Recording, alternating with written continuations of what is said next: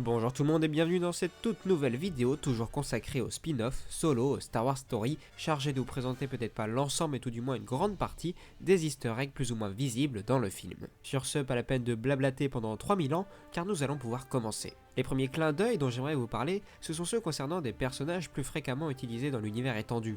Par exemple, dans le film, on apprend grâce à Lando que Tobias Beckett est la cause de la mort de Aurra Singh. Et ça, direct, ça m'a surpris car Aurra Singh, c'est un personnage que je connais assez bien et qui était très présent dans les comics, ou bien encore dans The Clone Wars car c'est elle qui avait pris Boba Fett sous son aile après la mort de Django. Donc rien que pour ça, je la considérais comme un personnage important et entendre dire qu'elle était morte dans un film, j'ai trouvé ça super sympa et assez osé.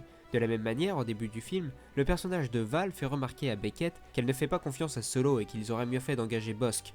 Bon après lui je pense que vous le connaissez, notamment grâce au jeu Star Wars Battlefront, et en plus lui est visible dans l'épisode 5.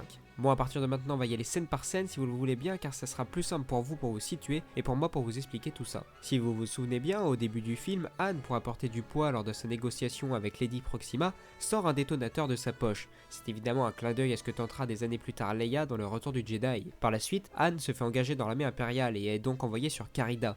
Cette planète, dans l'univers légende, était déjà une planète sur laquelle l'Empire formait ses Stormtroopers. Malheureusement, cette scène a été coupée au montage car on devait voir Han se faire renvoyer de l'académie. A noter aussi également que comme dans la série animée Star Wars Rebels, la marche impériale est désormais bien une musique intradiégétique, c'est-à-dire qu'elle n'est pas uniquement audible par nous spectateurs, mais aussi par les personnages. Ce thème récurrent, utilisé pour illustrer l'Empire, est donc utilisé dans l'univers pour célébrer l'ordre de Palpatine, ou bien alors pour accompagner les vidéos de propagande pour inciter les jeunes à s'engager au sein de l'armée impériale. On peut également noter lors de l'opération sur Kessel, dans laquelle Lando reste dans le cockpit du Faucon où il retrace ses exploits à travers un enregistreur, et l'histoire qu'il narre est tirée de la trilogie de romans lui étant attitrée, sortie dans les années 90. Un autre clin d'œil évident, mais je pense que vous l'avez remarqué, mais durant cette scène, Beckett porte la tenue qu'utilisera Lando pour infiltrer le palais de Jabba dans le Retour du Jedi. On peut également s'intéresser au fait que des planètes bien connues des fans de l'univers Star Wars sont enfin montrées ou mentionnées sur grand écran. C'est notamment le cas de Corellia, dont la capitale est également la même que dans le Légende, Coronet.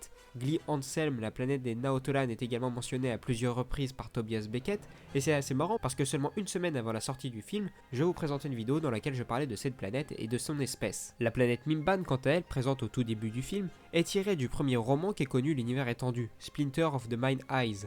La planète Kessel est également présente dans l'univers Star Wars depuis très longtemps, mais il me semble qu'elle n'a été portée à l'écran qu'à 2 reprises, soit dans Rebels et donc dans Solo. A noter que dans Rebels, le petit groupe mené par Kanan Jarrus tentait déjà de délivrer des Wookiees. D'ailleurs, je sais pas si vous avez remarqué, mais l'autre Wookiee visible dans le film m'a fait étrangement penser aux singes des premiers La Planète des Singes, du coup j'ai trouvé ça assez marrant. Concernant les autres planètes qui sont mentionnées dans le film, sans qu'on ne les voit forcément, on peut compter sur Tatooine, lieu de résidence de Jabba, sur Kashyyyk, planète mère des Wookiees, et sur Felucia, planète visible dans The Clone Wars, mais aussi dans l'épisode 3, La Revanche des Sith. Passons maintenant au raid de Kessel qui, comme dans le Légende, oblige Han à se rapprocher de la gueule, ce qui amènera donc Han à réaliser le fameux raid en seulement 12 parsecs contrairement aux 20 habituels. Attaquons-nous désormais au fait que le droïde de Lando, L3, qui après sa mort, si on peut appeler ça comme ça pour un droïde, fusionne avec le Faucon. Et fait intéressant quand on connaît le caractère de ce personnage, cela explique sûrement pourquoi C3PO trouvera le Faucon très grossier quand il communiquera avec lui des années plus tard. En parlant de C3PO, son interprète Anthony Daniels fait une apparition dans le film puisqu'il incarne un personnage nommé Tak,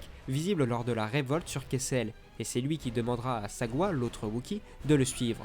Pour rester dans le thème des anciens acteurs faisant des apparitions dans le film, Warwick Davis, l'interprète de Wicket, l'Ewok de l'épisode 6 et de nombreuses autres créatures de Star Wars, fait son apparition en reprenant le rôle qu'il tenait dans l'épisode 1, à savoir celui de Wesell, un humain visible aux côtés de Watto lors de la course de potes de Tatooine. On retourne dans le Faucon maintenant, mais on peut noter que les cages de contrebande sont déjà présentes dans le film, tout comme la table de Dejarik.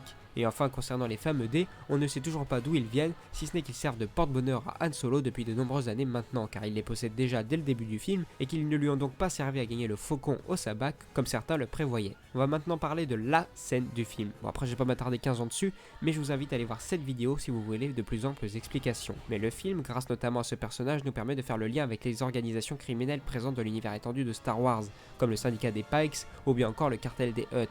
Par contre, ce qui me dégoûte un peu, c'est que le Soleil Noir n'a toujours pas droit à son moment de gloire à l'écran, mais bon, Qui sait, ce film ouvre tellement de possibilités que cela arrivera peut-être un jour. On peut maintenant passer à un autre clin d'œil à Rogue One, car oui, ce film en compte plusieurs. On peut notamment retrouver un des compagnons de Saw Gerrera parmi la bande menée par Enfys Nest, mais aussi à Tam Postla, personnage visible brièvement dans Rogue One, mais aussi dans le comics Dr. Aphra. On peut également noter une référence à un vieux jeu vidéo Star Wars, et si vous avez vu la vidéo du joueur du grenier, vous allez tout de suite comprendre de quel jeu je parle, car c'est le jeu Star Wars Master of Teräs Käsi qui a droit à son clin d'œil dans le film, car c'est cet art martial qu'utilise Qi'ra lors de l'opération sur Kessel. Autre référence à la saga, 2 phrases au moins du film sont réutilisées mais réarrangées, car on retrouve évidemment le fameux I have a bad feeling about this, qui se transforme en I have a very good feeling about this. Et enfin, vous connaissez sûrement le Je t'aime, je sais de l'épisode 5 qui a droit à son remix ici, car à la fin du film, Lando lance un Je te hais à Han et celui-ci réplique immédiatement un Je sais. Donc très bonne trouvaille de la part de l'équipe du film selon moi. Et concernant la mine d'or du film, celle-ci se trouve dans la chambre ou plutôt la salle dans laquelle se trouve Dryden Voss, car cette pièce fourmille d'easter eggs et notamment à l'univers étendu de Légende, puisqu'on peut y trouver un holocron Sith, une larve Taosin provenant tout droit du roman Légende Dark Maul, l'ombre du chasseur, une main momifiée ayant appartenu à un ancien roi d'Ouros, ainsi qu'un ensemble d'outils de gravure Nogri qui avait une très grande importance dans l'UE Légende, notamment dans la trilogie de la croisade noire du Jedi Fu. Pour rester dans cette pièce, on peut noter la présence d'une armure mandalorienne quasi intégrale datant de l'ancienne République. On peut également noter que de nombreux artefacts provenant de la saga des Indiana Jones sont visibles dans le bureau de Dryden Voss. Voilà, je pense vous avoir recensé non pas toutes mais une bonne partie des références et clins d'œil trouvables dans le film. Si vous en avez d'autres, n'hésitez pas à les laisser en commentaire. J'espère que la vidéo vous aura plu et quant à nous, on se retrouve très bientôt pour de nouvelles vidéos. Ciao!